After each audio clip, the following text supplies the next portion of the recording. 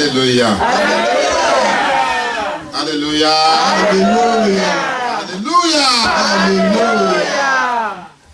This is a prayer time. This 12 o'clock. And that's why I stopped him. But he refused to stop. It's not new. The spirit of music is stubborn. That's how they do everywhere. So I won't blame him. David was very stubborn in his life. Please raise up your voice in prayer. Tell God, Father, I glorify your name, I adore thee, Lord.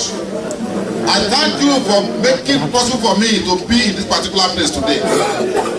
Many are already in hospital beds. Many are there behind the bars. Father, you make it possible for me to be a partaker of this service today. Prayer in Jesus' name. Brother, Jehovah. Yes, Christ, Holy Michael. Thank you, Father. We glorify your name. We adore thee. Because you make it possible for us to be here today, Father. Because you are not disallowed Satan to tie us down. You are not disallowed the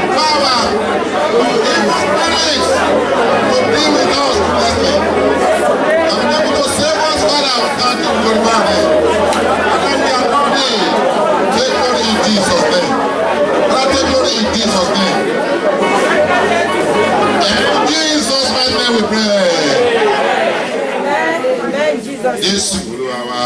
Àmín. Wá kọrin kan. Ṣé mi náà rèé Olúwa? Bẹ́ẹ̀ni o. Ṣé mi náà rèé? Olúwa, mo wá dúpẹ́ oore àtọdúnmọ́dún. Mo wá dúpẹ́ oore àtoṣùmọ́ṣù. Mo wá dúpẹ́ oore ìgbà gbogbo. Èmi náà rèé Olúwa. I want to go to prayer once again. Let me just remind you of something. It's not because you are able to light candles that Baba said you should light that make you to live up to now. It's not because you can pray. It's not because you are wise. It's not because you dip your hand in your pocket and bring out money to build a church. No. Not because of that God is keeping you safe. But by the grace of God that abides with you. That is why you are here today. Let me tell you, there are some people that are better off than you. They are nowhere to be found. But today you are here. And by the grace of God, you are here. You have only person to give glory unto. You have only person to adore, and that's God. Please raise up your voice in prayer and tell God, Father, thank you. Father, I glorify your name and adore thee. Because I am here, you make me a living soul. Many have gone. Some others have fallen down the bridge. Father, you make me a living soul. We are prayer. Jehovah, Jesus Christ of the mighty.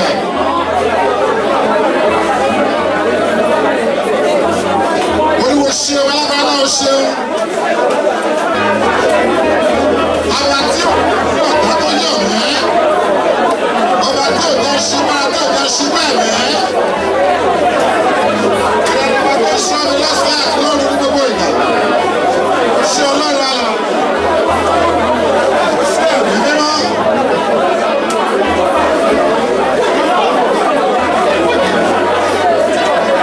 Ṣé Ọlọ́run bá?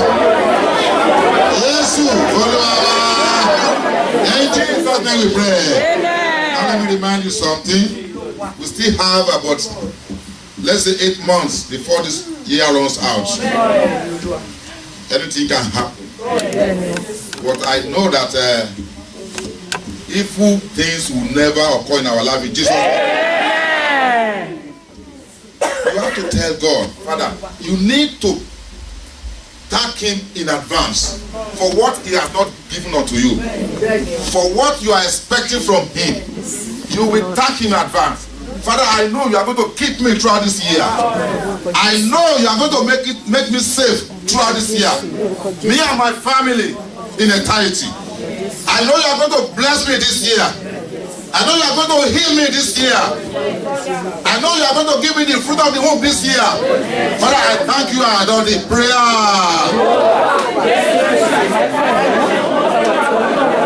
Jehovah, because I know you are all God, you have all the better on the earth. You have seen throughout this year. Now what's going to happen this year? What the evil things, what the good things. Because I know I'm not going to partake in those evil things. But I take glory in Jesus' name. But I take glory in Jesus' name. I know your blessing is going to be my portion. I know your blessing is going to be my portion this year. I know you're going to keep me safe. You're going to heal me, Father. Take glory in Jesus' name. And in Jesus' mighty name we pray. Jésù Olúwa wa. Jésù Olúwa wa. Àmín. Jésù Olúwa wa. Àmín, àmín, àmín lórúkọ Jésù. My father in the Lord, I greet you all. I have my superior here. I have my most senior evangelist here. I have everybody here and there. I greet you in the name of Jesus Christ. And I pray that God Almighty will come to protect and guide in Jesus' name. Amen. I shall be well with you. Amen. And I greet my mothers in the Lord. Mother in Celestia. Very soon you will be mothers in Israel. Amen. Amen. Amen. Next year is Celestial Church. It is well. Amen. If that was a bad day, I should do it. Hallelujah, sir. Now, I greet my brothers in the Lord, my sisters here and there. I don't know your system here, but you have to forgive me because I'm going to change some things. Hallelujah. Hallelujah. I'm going to just make a little alteration I'm not going to derail you. I'm not going to derail you. But the way God sent me is the way I'm going to bring it out.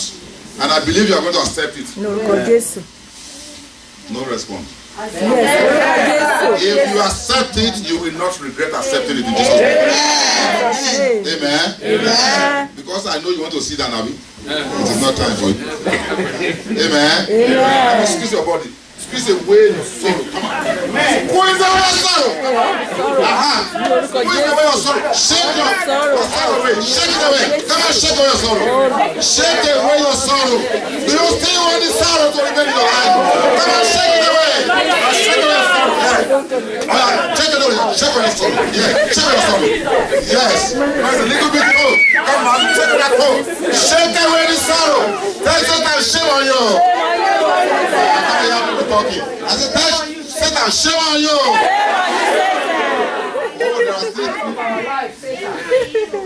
Hallelujah. Hallelujah. Hallelujah. Let me just introduce myself a little bit. Daddy, my father used to be a serious herbalist. Hallelujah. Hallelujah. Everybody knows sir. Babaláwo tó gbáyé tó gbọ́rùn bàbá mi tó ń dá ifá sà ṣe mọ ifá ẹ mọ. Hallelujah. Hallelujah. But you can imagine seeing me before you as not even a Christian but as a pastor. Hallelujah. Hallelujah. This is a great testimony before the congregation.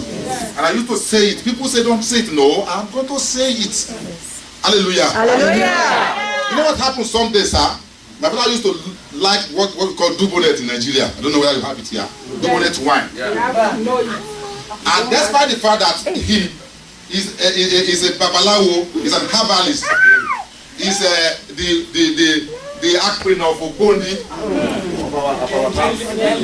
Can you imagine that? That day, I went from Lagos to my village. That is Okoirese in Kwara State. Not far from Omaran. Hallelujah. Hallelujah. I got there. What he normally do is that when I give out he doesn't want money from me. Sometimes when I'm going to say, do you have transport money with you? I said yes. What he wants is just wine, and that's all. Now I bought the wine. Whenever I give him wine, he will say, he will ask me to kneel down. He will pray for me. But that night, he refused to pray for me. He said, keep the wine under the bed, and I did so. But you are going to stand for a long time.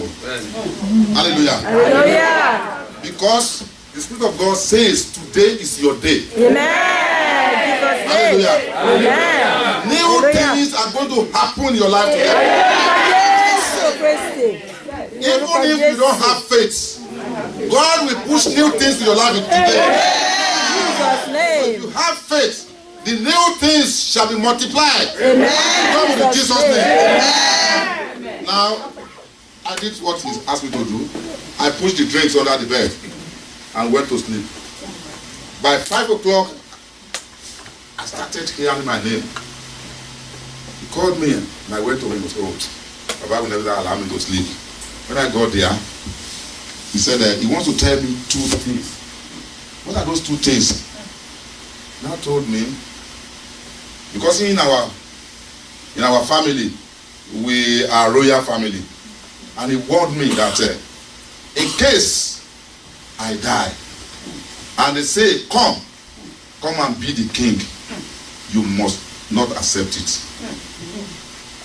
Even if the whole village is packed with money, clothes, and everything, tell them you don't want.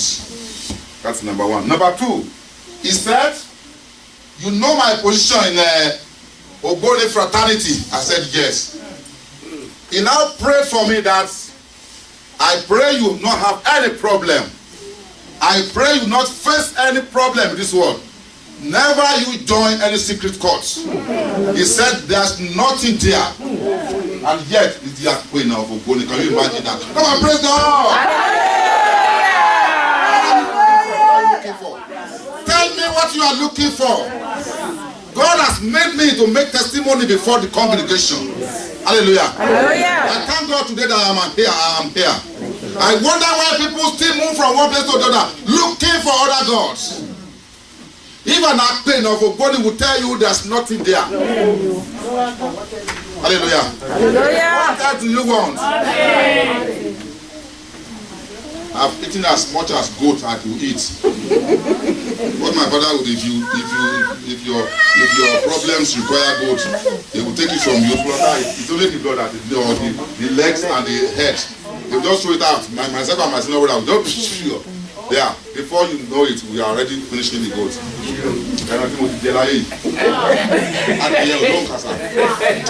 Hallelujah. All is vanity. Vanity upon vanity. Yes. All is what? Vanity. Amen. Amen. So I want you to have that in your mind. Hold that. Let people know that the only person that can save you is God Almighty. Amen. Amen. Last year I was here, sir. I was at Maryland. Something happened. We're going to sing a song now. I was with one of my friends, Shebi knows. And just all of a sudden, some people came and said they want to buy a car. He says car. You know what happened? They drove this car, tested it, drive the cars here and there. And I asked him, my friend, do you know these people? He said, I'm okay, I'm alright. He's an Americaner. He speaks like a Oyinbo. Say, okay. Hallelujah. Hallelujah. Now they went to the office to negotiate. He was happy that people are going to buy 3 cars at a time. Wow. Hallelujah. And he was telling me, you will get money to go back to Nigeria. I said, okay. Thank God. Hallelujah. Hallelujah. I was standing at the reception. 3 of them were inside there with him making 4. All of a sudden the man just came back to me at the reception and drew a gun. He said, come on, go inside and lie down. I said, yes. That's all right. It don't happen.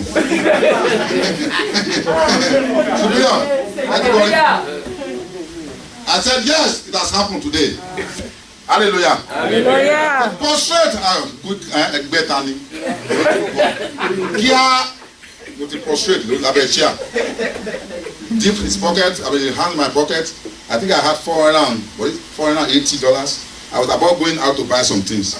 He took the whole wallet of that man, and they went away with 3 cars. Yes. And a twinkle of an eye, they drove away with 3 cars. Amen. Amen. Suppose they shoot that day. Will I be here today? No. Will I be here today? No. Hallelujah. Hallelujah. Hallelujah. Hallelujah. Hallelujah. Share the bill.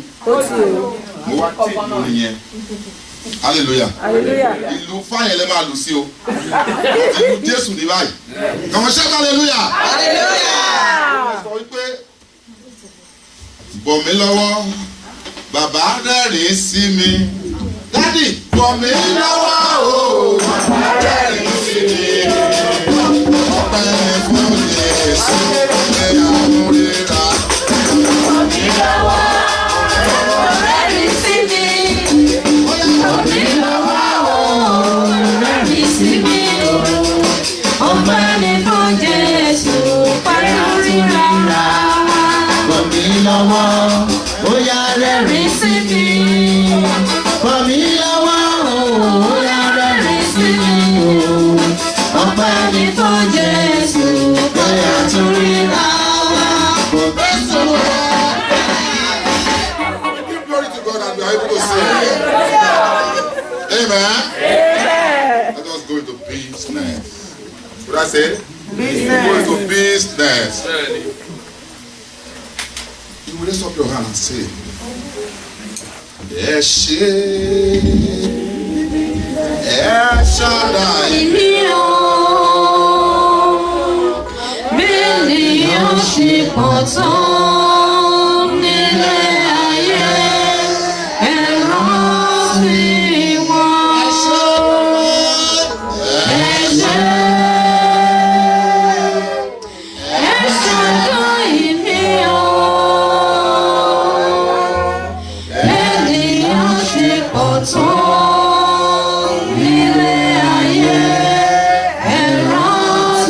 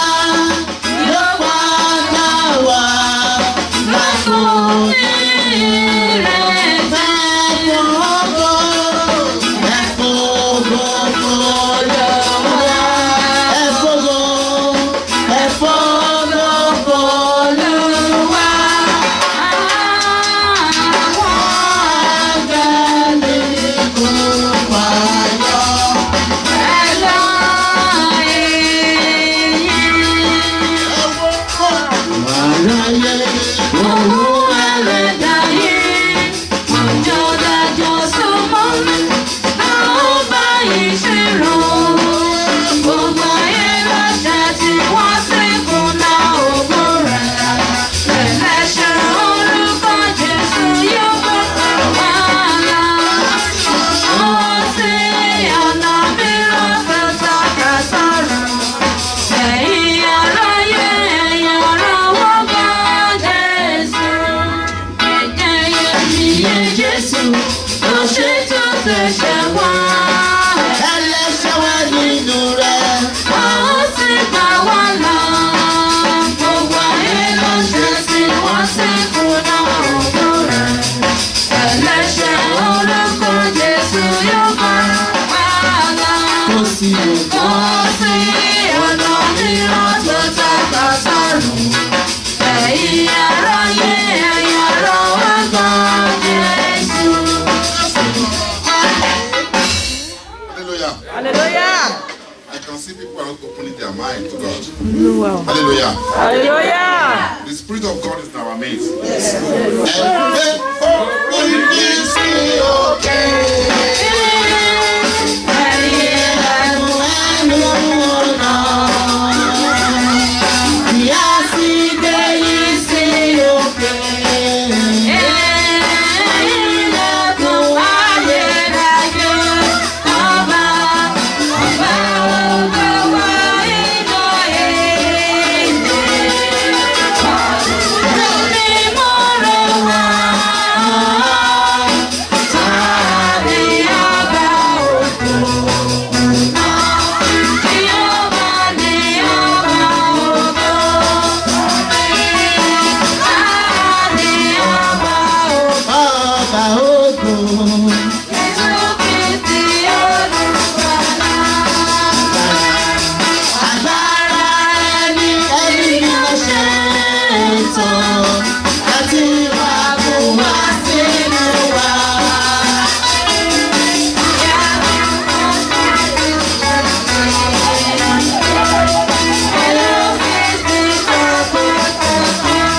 Kọ́ba ọba Ògo wọ inú èdè. wọ́n lé mímọ́ rẹ̀ wá. Ni ọba ògo.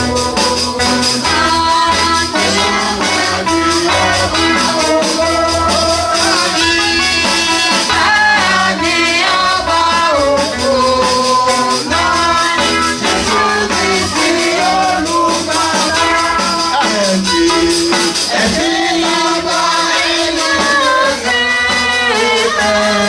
sí ọba wa nínú lóde. Olùmọ̀ràn pọ̀ ara yẹ. Yóò sì gbọ́ ohùn igbe wa. Ọba Ọba Olúwa inú èdè. wọ́n lé mímọ́ rẹ̀ wá. Ta ni ọba ògo náà? Tí yóò bá ní ọba ògo. Ẹ̀ta ni Ní ọba ògo náà. Jésù Kristi olùgbàlà. ẹ̀ṣẹ̀ lọ́ba ilé yan rẹ̀ tí gbogbo aráyé ṣe lọ́ba. Ìyá sí láti ayọ̀ sí. Ayọ̀ sí Ọyọ́ sí yìí tọkàntọkàn. Ògo wọ inú ìdè. wọ́n lé mímọ́ rẹ̀ wá. Ta Ní ọba ògo náà. Tí yóò bá ní ọba ògo. Ní ọba ògo náà. Jésù Kristi olùgbàlà. agbára ẹni mímọ́ ṣe tán láti wá gùn wá sínú wa. Ẹ fi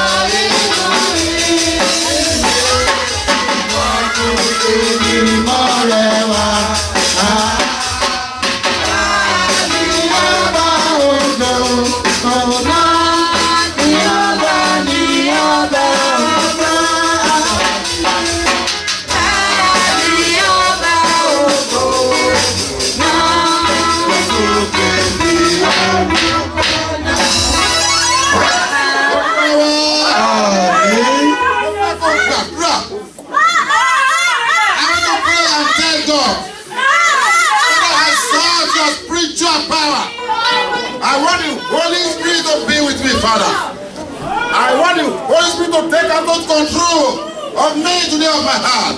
Prayer.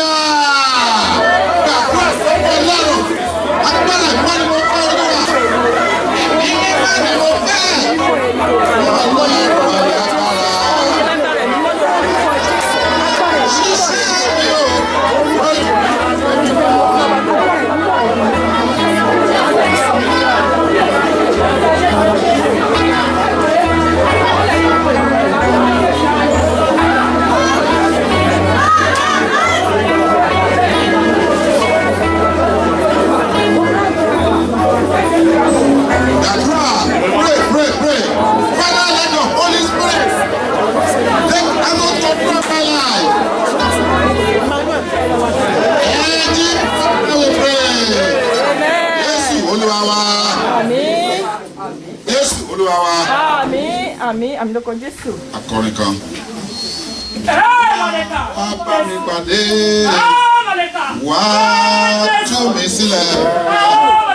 Wá bá mi pàdé.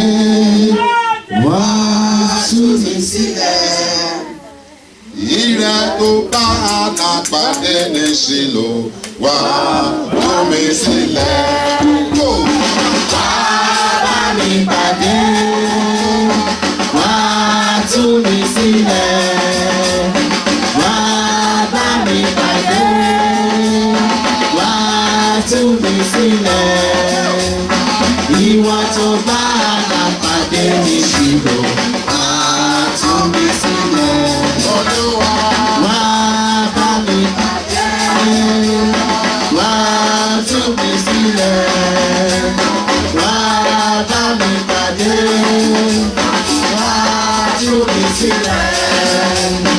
Ìwọ tó bá àná pàdé ní Ṣílò, wá tú mi sílẹ̀. Olúwa wa. Amen. I don't want to dribble you. I'm a master dribbler. Hallelujah. Hallelujah. Hallelujah. Hallelujah. When we are in a congregation like this, and we are before God, I often tell people that make sure you forget about any other thing that you might be thinking about. God is enough as your sustainer. Yes. He will sustain you under all conditions. Yes. So when you are before Him, allow Him to fill your heart. Allow Him to fill your heart. Let Him fill the vacuum in your heart. Forget about your problems; they are solved already. Amen. Forget about what you are going to eat. Forget about what you are going to drink. Just make sure you face Him squarely. Yes. Tell God, Father, I want to see you in my life. And I was able to see you in your life. In Shiloh, and I met you there. Father, I want to meet with you today.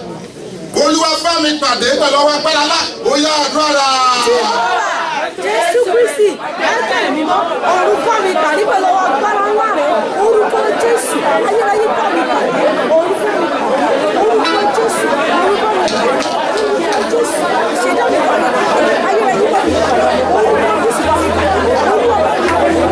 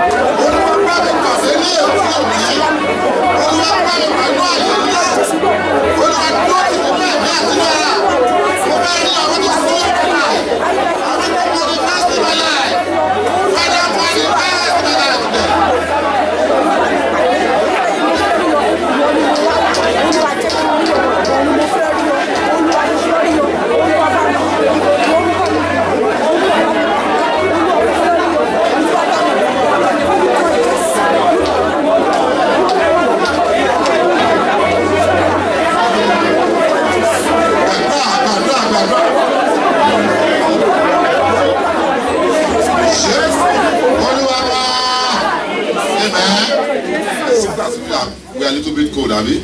We are good to move. Come on, oh yeah. Can you see me? Oh yeah. squeeze out every evil spirit in your life. Squeeze them out. Give them no chance at all. Come on, shake every sorrow. Shake everything away. Shake it away. Come on. Shake it away. Don't allow it to stay. Shake it away. Come on. Shake. Come on. Check. You know what? The next thing say, are you bouncing in the Lord? Amen. Bouncing in the Lord. I am bouncing in the Lord every night. I am bouncing in the Lord every night. I am bouncing in the Lord every night. I am bouncing in the Lord every night. I am bouncing in the Lord every night. I am bouncing in the Lord every night. I am bouncing in the Lord every night. I am bouncing in the Lord every night. I am bouncing in the Lord every night. I am bouncing in the Lord every night. I am bouncing in the Lord every night. I am bouncing in the Lord every night. Amen. Now you see me, lift up your left leg and listen to me very well. Listen and listen well. Left leg. That's it. Left. Well, right. Right. Yeah. Left. Right. Yeah. Left. Yeah. Right. Yeah. Left. Yeah. Right. Yeah. Left. Go. Left, right, Yeah. left, right, Left. right. Mo ti tẹ kú mọ́ ọ̀lẹ́.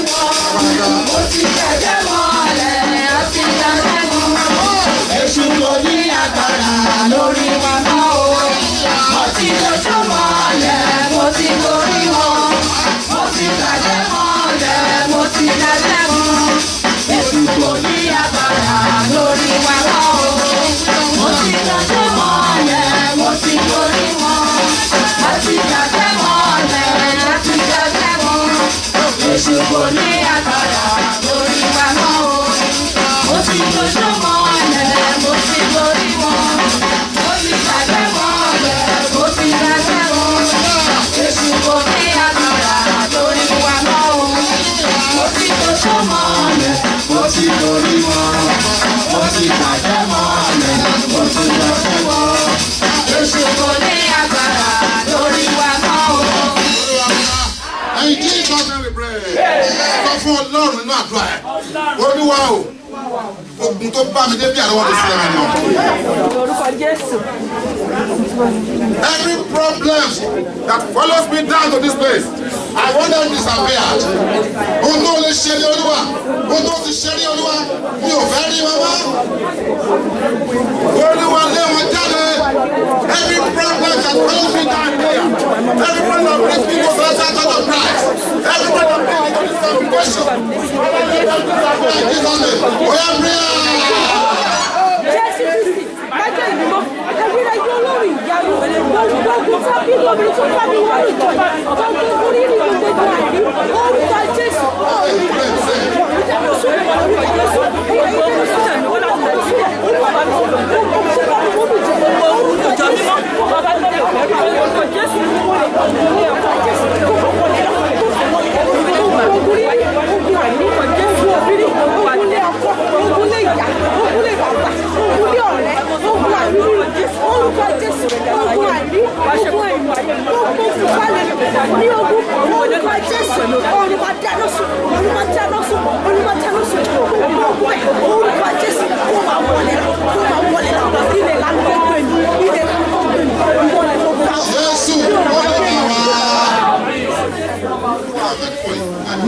Jésù.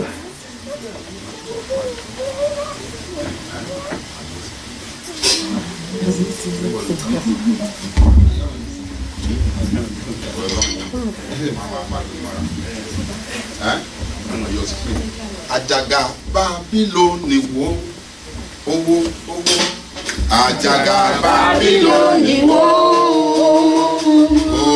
àjàgà Bábílónì wó lulẹ̀ àjàgà Bábílónì wó ni mo sọ. Àjàgà Bábílónì wó. Àjàgà Bábílónì wó. àjàgà Bábílónì wó lulẹ̀. Àjàgà Bábílónì wó ni mo sọ. Hallelujah. Hallelujah. Hallelujah. Hallelujah. Bábílónì wó. Àjàgà Bábílónì wó. Àjàgà Bábílónì wó lulẹ̀. Àjàgà Bábílónì wó ni mo sọ. Hallelujah. Àjàgà Bábílónì tó rù. Gbogbo àjàgà tó rù. Every causes, inherited causes that you have. Every inherited causes that you are carrying that weighs you down. You tell God they have to be removed actually. Àjàgà Bábílónì wó. Àjàgà Bábílónì wó. Àjàgà Bábílónì wó lulẹ̀. Àjàgà Bábílónì wó ni mo sọ. Àjàgà Bábílónì wó. Àjàgà Bábílónì wó. Àjàgà Bábílónì wó lulẹ̀. Àjàgà Bábílónì wó ni mo sọ. Àjàgà Bábílónì wó. Àjàgà Bábílónì wó. Àjàgà Bábílónì wó lulẹ̀. Àjàgà Bábílónì wó ni mo sọ.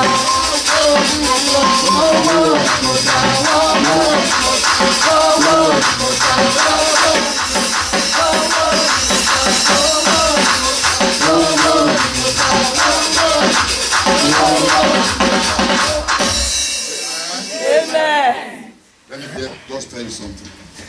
Like a side good example come. What's her name? Flaken. Falake. Come on, get out. Get out, come on! Get out! Did she not move out? Hallelujah. If you ask your problems to move out by force, they will move out. Hallelujah. Let me tell you, there's no academic in God's word.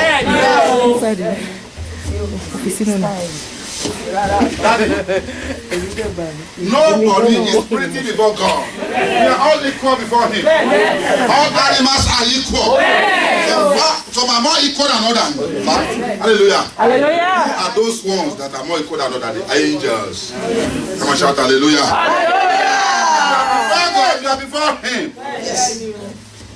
If you don't shout, only ọjọ́ tí mo bá kígbe ní àwọn ọ̀tá mi yóò ṣe kí ni?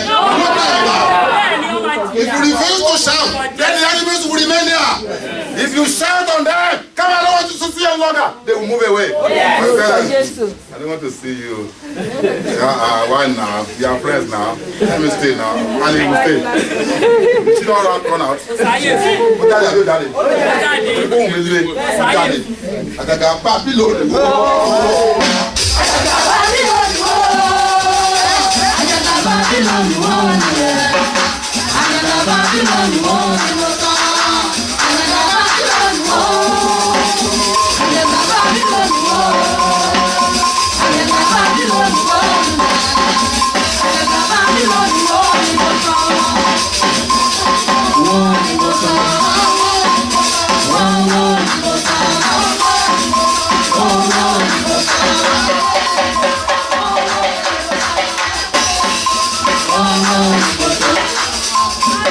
If you are not tired, tell God every inherited causes, every Babylonic spirit in my life, Father, get them removed. I don't want to see them any longer. Jésù Kristi olùmọ̀jẹ̀ olùwàgbọ̀gbọ̀ àjàgà Bábílónì nínú ajé mi olùwàgbọ̀gbọ̀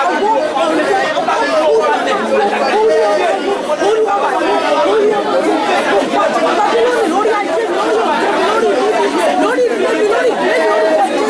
lórí ajé mi lórí ọ̀gbọ́n mi orúkọ Jésù ọ̀gbọ́n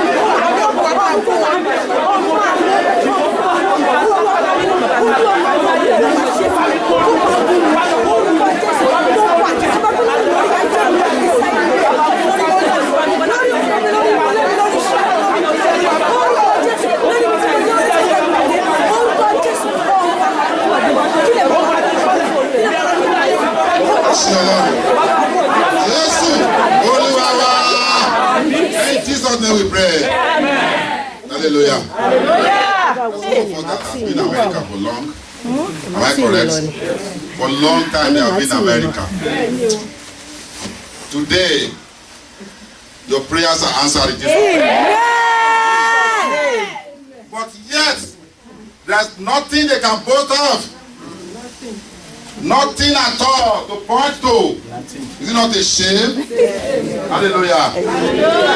Hallelujah. Then what are you looking for? What are you looking at? Why do you have to keep looking at that particular problem that makes you not to move forward? Amen. Amen. Ẹni tó bá dákẹ́, you keep quiet, your problems there will keep quiet. Amen. Amen. If you ask somebody now, you tell some people now to bring out $10, they will run extra skeleton. They will be looking back, maybe to ask from somebody. The only thing you can post off is whether debit or hallelujah. That if you don't have cash, although I know you don't carry cash, but notwithstanding when you are coming to the church, you know you are not going to spend credit card here. You are going to spend money. If you ask, okay, bring out $10 now, we'll be looking back. Amen. Amen. Sọ pé ojú ń tì mí, ojú máa ń tì mí o. Ọmọ ayé mi ò jẹ́ ń rọrọ̀ sọ, ojú ń tì mí o, bàbá. Ojú ń tì mí, Ojú tì mí o. Rọrọ̀ sọ. Ojú tì mí o, bàbá. Ojú tì mí, Ojú tì mí o.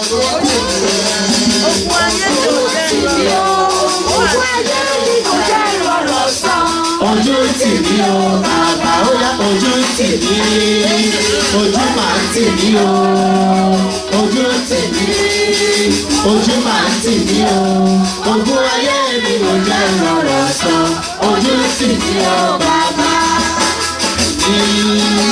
ojú máa ń tì mí o, ojú tì mí, ojú máa ń tì mí o, ogún ayé mi ò jẹ́ ìrọ̀rọ̀ sọ, ojú tì mí o, bàbá ojú tì mí o, bàbá ojú tì mí o, bàbá ojú tì mí o, bàbá. Are you not ashamed? Bring out $20 and say, they are fighting me. And you have been in America for the past 10-25 years. Amen. Are you ashamed of yourself? But today your shame is going to be moved up. You believe that? If you believe that, come on, shout one big hallelujah! Remove my shame, oh God. Remove my shame, oh God. Mo ìtìjú mi kúrò Olúwa. If you are not able to meet up with the standard of living, it's a big problem in your life. It's nothing to write home about. Tell God, Father, I am ashamed. Remove my shame, Father. Let your glory reign in me perpetually. Prayer. Michael mímọ́ olúwa ojú tì mí orúkọ Jésù orúkọ ìtìjú kúrò nínú ayé mi olúwa mú ẹ̀gbọ́n kúrò nínú ayé mi orúkọ Jésù ìtìjú olúwa mú kúrò nínú ayé mi olúwa mú ẹ̀gbọ́n kúrò nínú ayé mi ọdún sẹ̀dùn mi dògbò orúkọ Jésù olúwa sọ èyí orúkọ Jésù ayérayé ṣàánú fún mi olúwa sẹ̀dùn mi dògbò olúwa mú ìtìjú kúrò nínú ayé mi orúkọ ìtìjú láti kúrò nínú orúkọ Jésù ayérayé olúwa mú kúrò nínú ayé mi orúkọ bàjẹ́ ìṣòro mi tó orúkọ Jésù ọ̀run ṣàánú fún mi olúwa sọ èyí jáde orúkọ Jésù ọ̀run tó bá dúró láti fi ìṣòro ti gbẹ̀yẹ́ mi orúkọ Jésù wájú tó kọ́ mi ṣàánú fún mi olúwa ṣàánú fún mi olúwa fún òjòjò bí ènìyàn lórí ayé mi lórí ilé mi lórí ìṣeré mi orúkọ Jésù wá sọ̀dà ayẹyẹ ọ̀run sọ̀dà ayẹyẹ olúwa sọ ẹ̀kan mi gbogbo ọ̀run sọ ẹ̀kan mi gbogbo olúwa ṣàánú fún mi olúwa ìtìjú olúwa mú kúrò nínú ayé mi olúwa má jòjú tì mí ọ̀run ṣàánú fún mi olúwa rà rere fún mi olúwa ṣàánú fún mi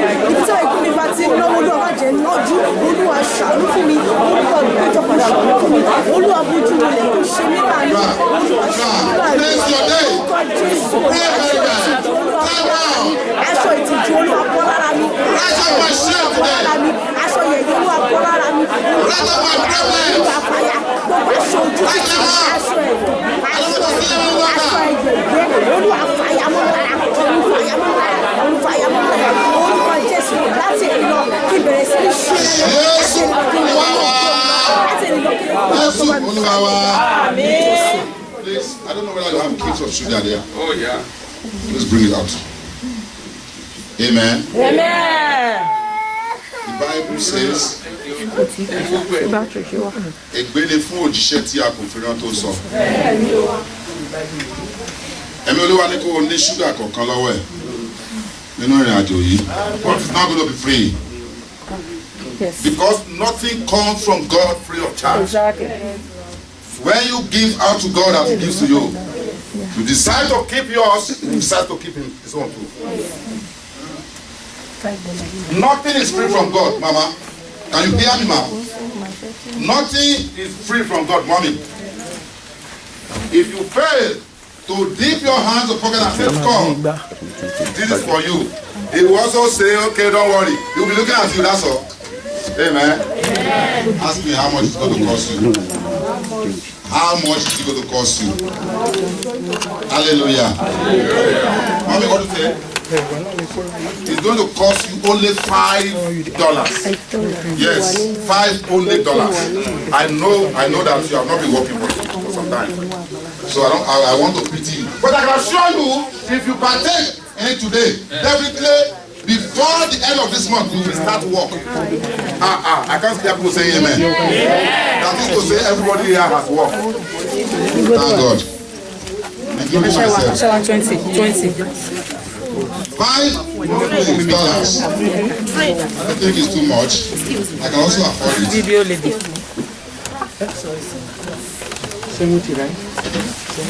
Where are you going? Don't bring your bag because the money has to come from your pocket. Take your sugar so that. Guys, the keep of sugar.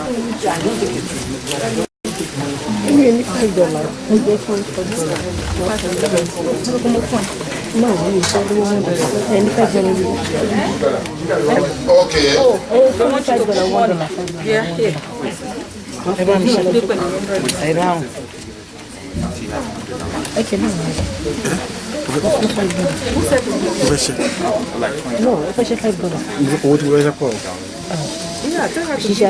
I'll give it to you.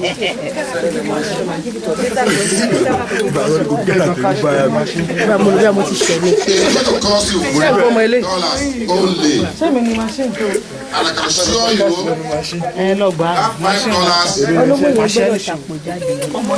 will fetch you what I cannot say. Because it's going to be abundant blessing from God. Amen. Blessings that has no committee. There's no committee to decide on your blessing. Committee Kore ma one Abi. They have to decide on what I want to do in a Kore Abi. But this time around, no committee will stand. No committee will sit and say, let us decide. Are we going to bless her or not? No. It has no committee. If only you can avoid it. Are we okay?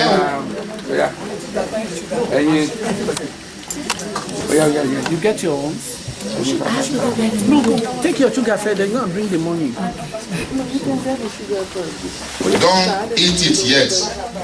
Don't eat that sugar. If you can afford it for your kids, please do. $5 is not too much. Hold on. It will give them wisdom and understanding in their education. It will be in their blood system forever. And they will not grow to poverty as your mother has gone to. Remember Kitoshi. Bẹ́ẹ̀ bàbá múra ni o. Zubidon. Bí ìrìn àmẹ́ta bá múra ni o lè tó ṣìṣà. Abẹ́ Musa. Bí ìrìn àmẹ́ta jókòó kalẹ̀ sóko. Wọ́n bẹ̀rẹ̀ sí máa rogun. Hallelujah. Kọ́ máa tẹ̀ tíráì kankan. Wọ́n máa tún ṣàkóso tó ṣì. Orúkọ Jésù àrùn tó ṣìṣà.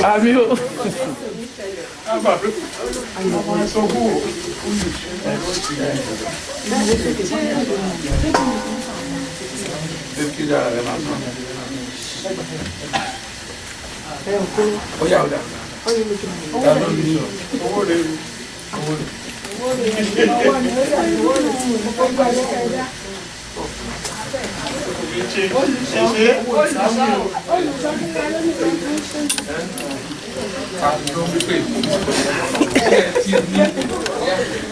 we okay? You have one with you? A cube of sugar, do you have one with you? Yes, sir. Don't eat it yet. Don't do it yet. Amen. Amen. Are you happy? Yes. You are happy? Come on, shout hallelujah.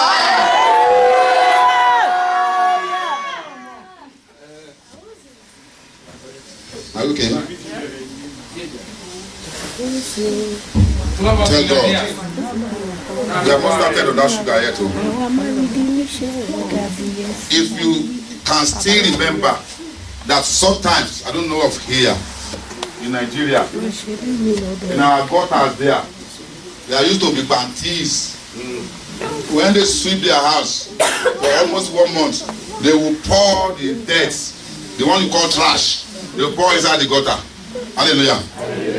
When the rain comes now, some of them are gone. And there are still some problems, some trash that are still holding back your blessings.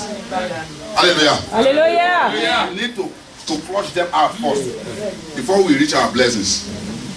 Amen. Amen. Blessing work, Lele. Is it sweet or not? Yes. Let us taste it. Taste it, let me see. Tell me it's either sweet or sweet or sweet. Very good. Shabu. Your life will be sweet in Jesus' name. Amen. Sọ fún Ọlọ́run gbogbo tó ń dè ire mi lọ́nà pátápátá. Gbogbo tó ń dè ire mi lọ́nà pátápátá. Every obstacles in my life. Every obstacles. Setting back my success. Holding back my success. You tell God to remove them outrightly. I don't want to see them. I don't want to see them.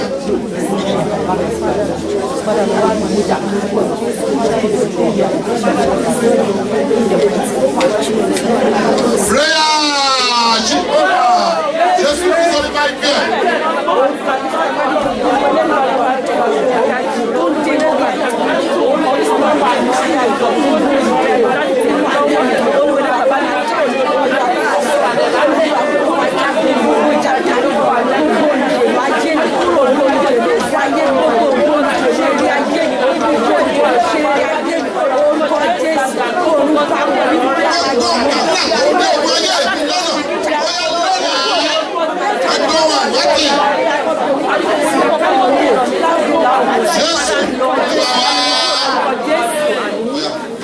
Jésù.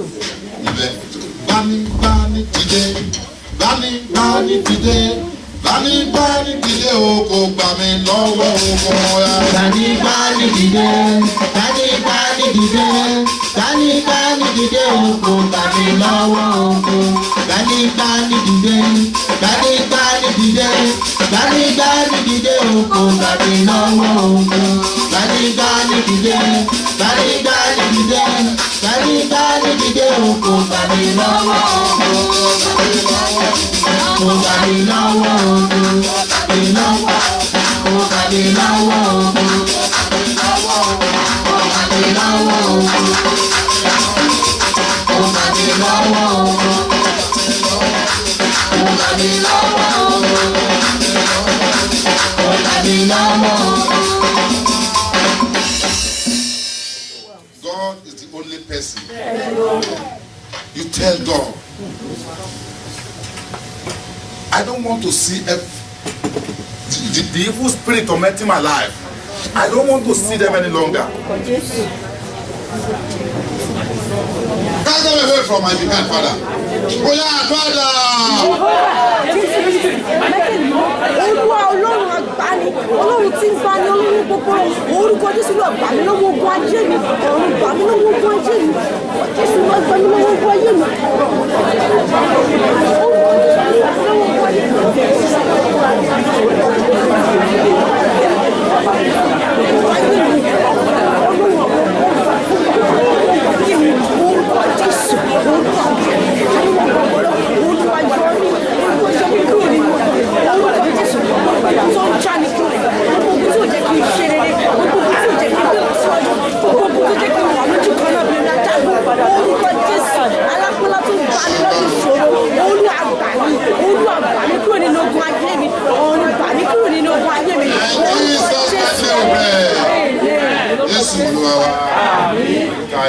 No. Okay, you are tired. I know. Rest of that cube of sugar. Ebi.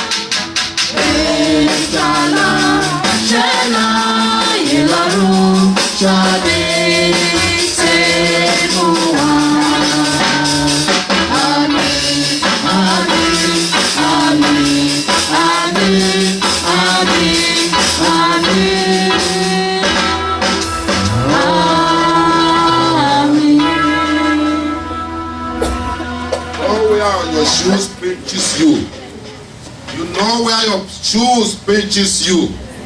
You know what to require from God.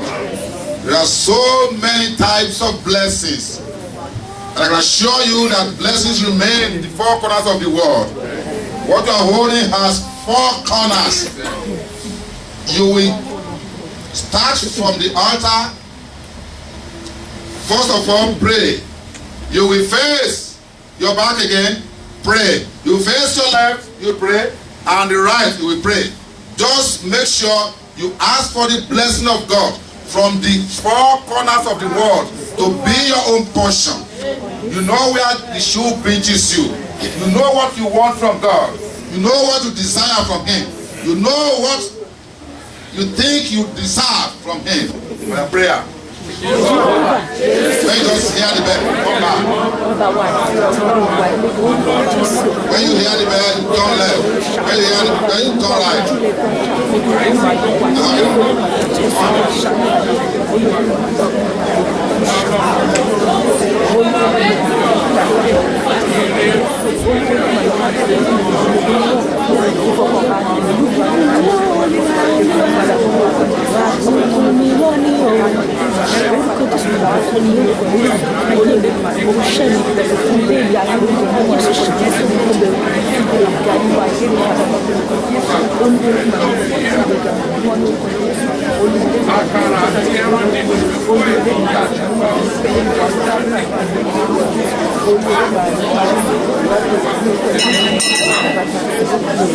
Yes, prayer.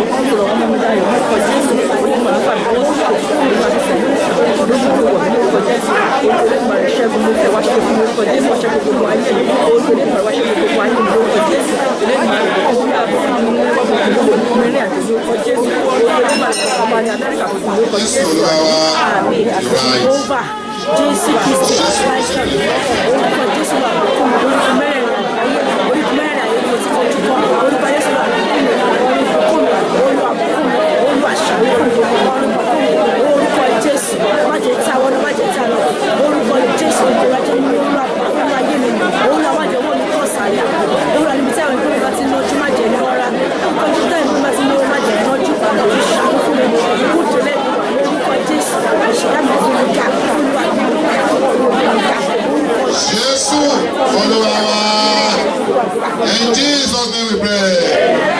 Back to the altar. Jehovah. Jesus Christ. Holy Michael. Ọlọ́run àrà. Ọlọ́run àrà. Ọlọ́run àrà. Ṣiṣẹ́ àrà nú ayé wa. Dábìrì àánú ayé wa. Alágbára ńlá Ọlọ́run ìyanu. You are all in all, the Alpha and the Omega, and the beginning and the end. We have searched every nooks and corners. I know that there is nothing impossible before you. Yes, Lord. That was your word in the book of Genesis chapter 18 verse 14. When Sarah smiled and says, I have a doubtful mind, can I still have a child at the age of 99 years? Then the question was, is there anything impossible before God? And the answer was, by this time next year, you will carry your own baby. But I say today, with the power of the Holy Spirit endowed on me, as a pastor in the Church of Christ, Father, with the power of my Father in the Lord,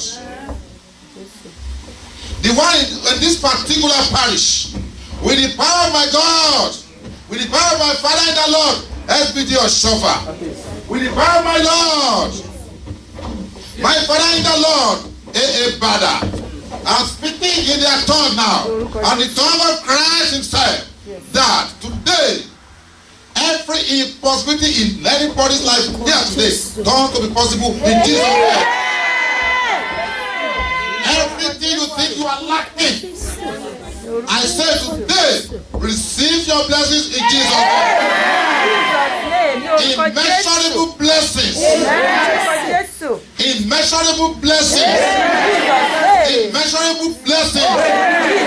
Father, let it be asked in Jesus' name. You are holding a cube of sugar. Yes, Lord. Not because that you want sugar and you want your children to take tea in heaven. It's just a proverb to you. Yes. That we know wherever we move to, in as much as you have you as our Lord, yes, we will always have blessings in our life. Father, let this be our portion in Jesus' name. There's no bitterness in sugar. Every bitterness in our life, Father, cast them away in Jesus' name. One sweetness, one blessings, want to break through, want to move to the next level by your own power. Mo fi èyí ṣe ìpè bàbá mi lórí òkè yìí. Mo fi gbàdúrà lónìí, mo fi tọrọ ìpè àwọn ìṣáájú. Bàbá wa sáré bílẹ̀ wọ ọmọ ṣọ́ba. Mo fi tọrọ lónìí ìpè bàbá wa A.A. Bada. Mo fi tọrọ lónìí wípé ìrì ọ̀run sọ̀ sálẹ̀.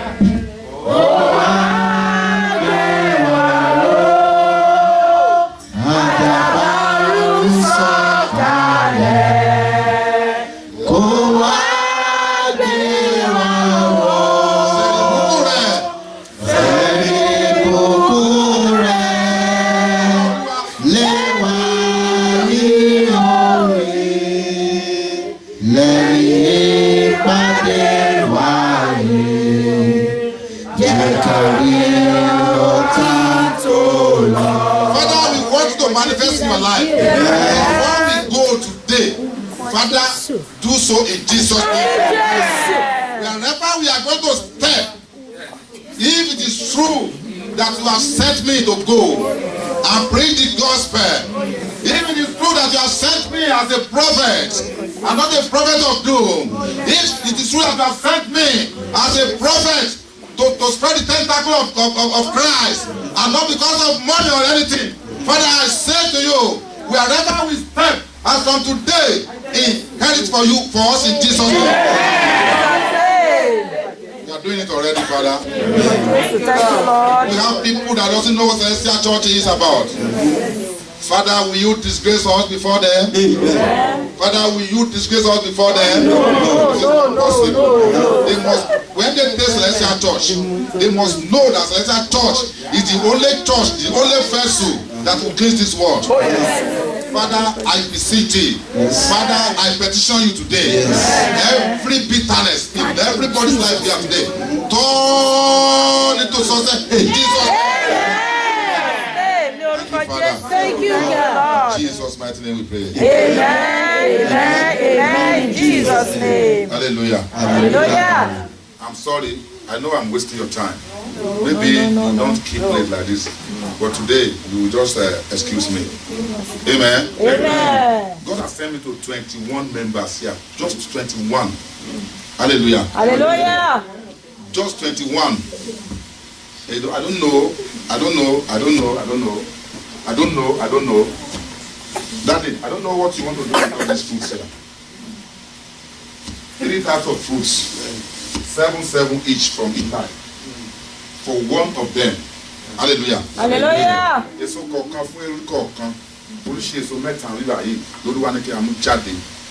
Bíbélì ìwé mú Olúwa sọ pé gbogbo wòlíì tó bá ń sọ káà fi rán ìgbéni fún wọn.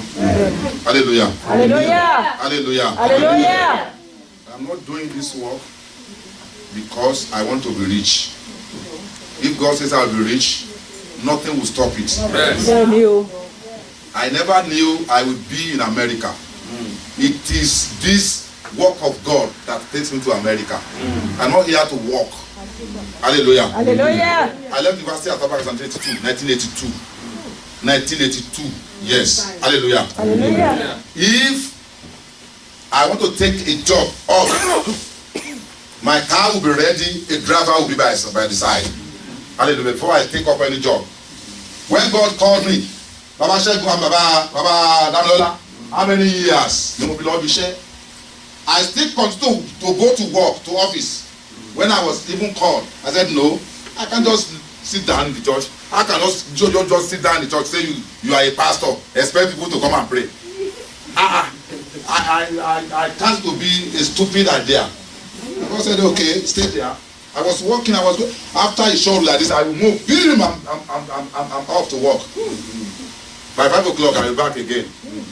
I'll be breathing like, when dog is being beaten. Hallelujah. God was looking at me.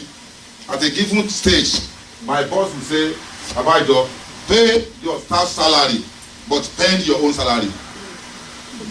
There's money to pay. He will tell me, pay your staff salary and spend your own. Yes. I should stay with now. Because God has called me, I said no. I think I'm wise. I think I'm smart.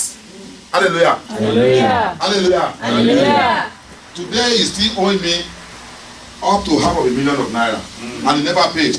Hallelujah. Hallelujah. Thereafter, he sold that factory for 65 million naira and said, don't tell you because I'm owing him. He doesn't want to pay. Hallelujah. Hallelujah. I'm sorry to take your time. What I'm saying now is that God wants to bless 21 only here. Just 21. Hallelujah. Hallelujah. I told you it's not because of money. Baba Damilola, you are in Nigeria now. When I was about to come in here, you know how I did. You know everything about me. Don't you? It's not the issue of money. Baba said something. He said he's not doing this job because of money. But eventually we are rich. There's nothing bad in it. Yes. It is the one that drops from your table that we eat. Yes. Yes. But this time around, they don't allow anyone to drop. No, it's not their fault, sir. It's not their fault. That is a joke, sir. A joke. It's not their fault. It's not your fault. It is when you eat that is abundant that some of them drop. Otherwise, the little one you have, you will guard it. And you will say, "Say me more on say me that send him work. Let him go and meet God now." And yet you will happen and come back and say, Baba, I don't know what's happening. Oh my God. I have a terrible dream. Baba will pray for you and dream will be casted away. And the problem will be gone. But when you want to eat now, say, let me eat finish. When I eat, I don't know what's happening. Amen. Amen. I say, to God who made me before heaven 21, Baba Ejosa. Hallelujah. Hallelujah. It's going to cost you $50 only. 50 only. 21 only. Hallelujah. Hallelujah. Hallelujah. Hallelujah. This money is meant for this parish. Adeni is not going out with the money.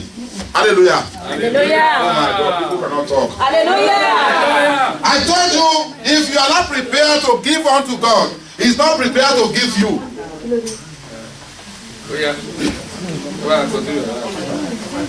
Èso mẹ́ta, ọ̀jọ̀gẹ̀dẹ̀ mẹ́ta, ọ̀gẹ̀dẹ̀ méje, ọsàn méje, ètò bá tún torí ṣìkẹ́ tó tún wà bẹ́ẹ̀ méje náà. Kò láti pé méje máa wo oṣù tán náà ẹ o.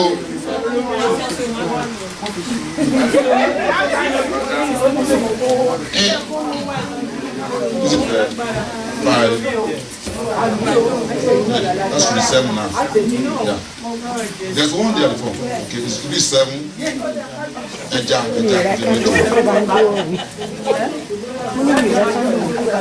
Is it not? Okay, what's that? Okay, what do you have?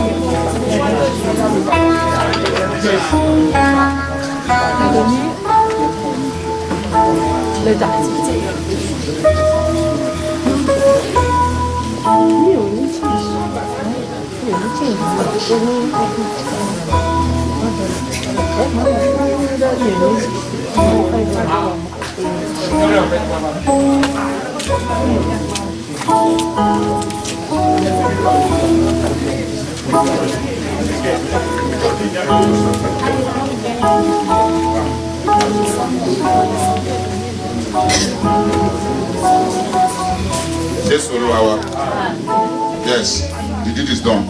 Okay, 21. 21. Don't know where you're going to start from. Whatever you like, take that.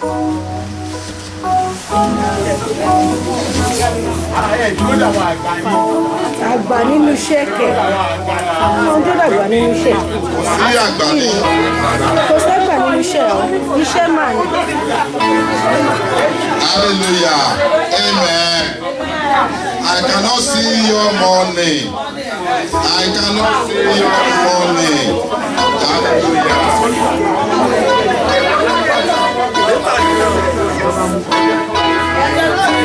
Okay.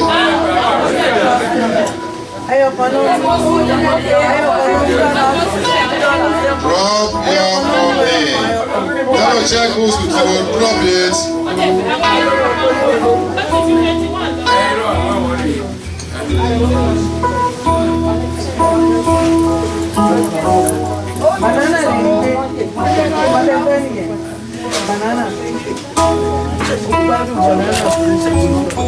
Hallelujah. Hallelujah. Yes. To worship him. He said to me, do not do it. Yeah. Yes. Worship God. Yes. It's the spirit of testimony of God. It's the spirit of prophecy. Amen. Amen. You are going to give a good testimony in Jesus' name. Amen. I am not going to waste your time any longer. I know some people are going to work. Some people want to rest against tomorrow's work. Notwithstanding, the time of God, the time you spend with God is not wasted. Hallelujah. Hallelujah. You see, God loves the world. God knows you are there. God knows that you need one thing or the other. God knows that he needs to keep you. God knows that you need to wear clothes. God knows that you need to eat. God knows that you need to heal yourself. And so on and so forth. Hallelujah. Hallelujah. And all these are within his reach. Amen. Amen. Amen. Amen. Then tell me, brethren in Christ, do you have trust in him? Ask yourself that question. I'm not asking you to tell me now. Your conscience will judge. Hallelujah. Do you have trust in God? Yes. If you have trust in God, why are you still marking time in a single place? Why are you not moving forward? Why are you not progressing? Why have you not been to the next level? Why should you be in America for years and yet you have nothing to show up? Hallelujah. Hallelujah. And yes, you say you have trust in God. Amen. Amen. When you trust in God, you will never lack anything. Probably your trust is not enough. Why don't you add more? Tell God I will add more. I will add more. Tell God I will change. I will change. What do you have to do? The Bible says in Psalm 103. Let us see. 103 verse 11. First number.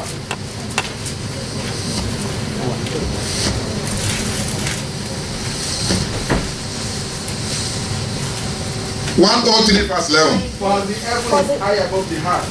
The heaven is higher above the earth. So great is his mercy toward them that fear him.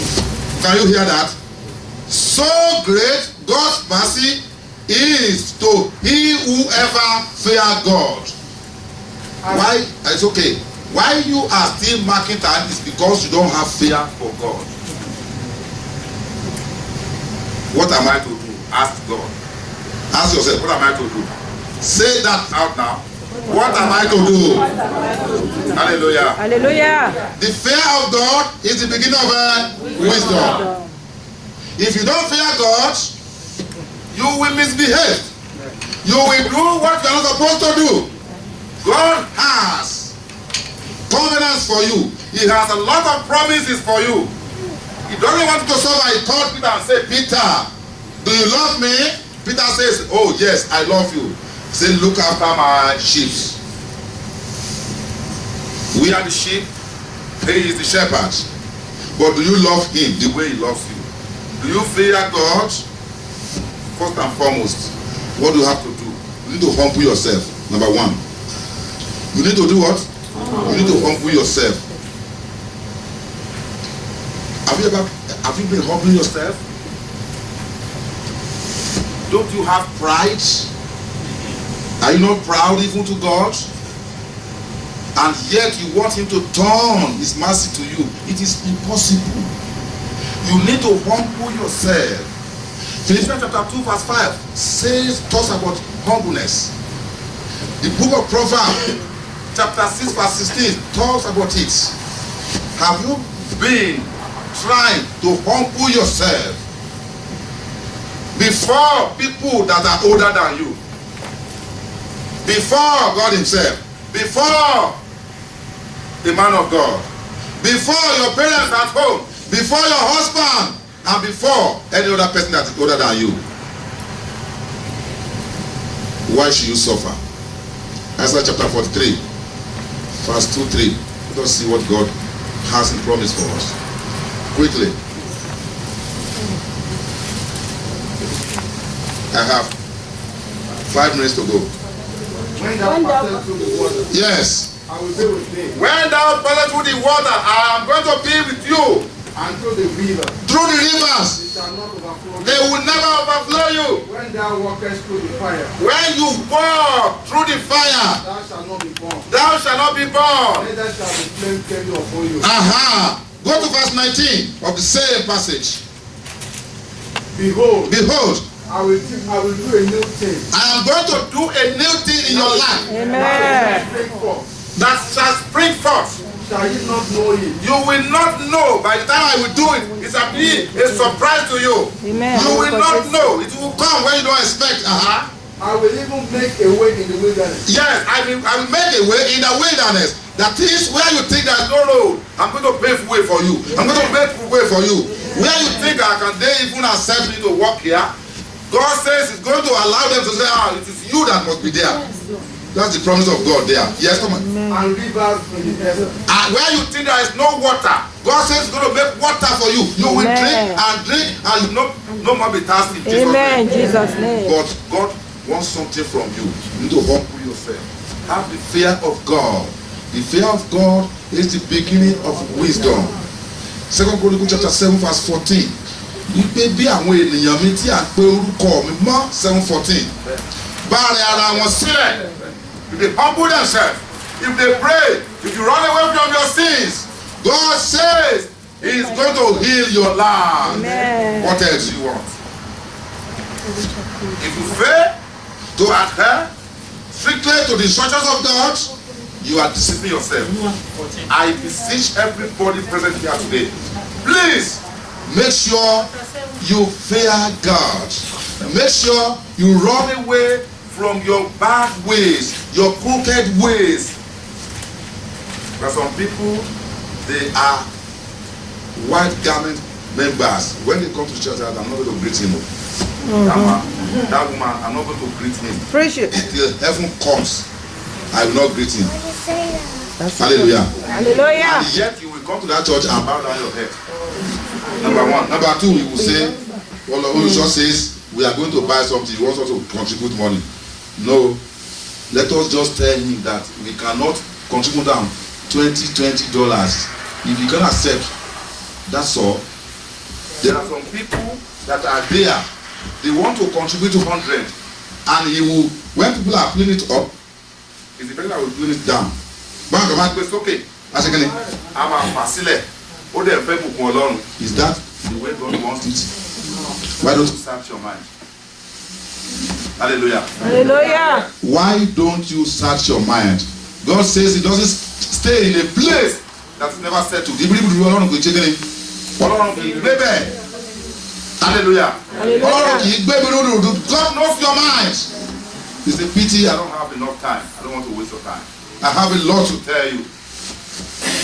I have a lot to tell you. Hallelujah. Hallelujah. Hallelujah. God is your abode. God is your strength. Amen. But mind you, 7:14 here, 2 Corinthians chapter 7:14 here. Yes, my people who are called by my name, Celestial Church of Christ, Christian, believer. If you humble yourself, if you pray, if you seek God's face by doing the will of God and do what? Turn away from your wicked ways. I will now hear from heaven, and I will forgive and heal your land. What else do you want? Hallelujah. Hallelujah. Hallelujah. Hallelujah. When we say up, you will say hey, down. When we say disobey, the other guy say no, down. And by the time you know it, you find out that different things are coming to your life that you don't expect. Different things are coming to your life. If you are the type, why don't you make sure you change from your wicked ways? It's a sort of wickedness to God. My prayer is that God, His infinite mercy, will teach you His ways. Amen. God will teach you His ways. Amen. God will teach you His ways. Amen. Make you understand that you need to fear Him. Amen. And by the time you start to fear God, you will receive the mercy of God abundantly in Jesus' name. Amen. Thank you very much.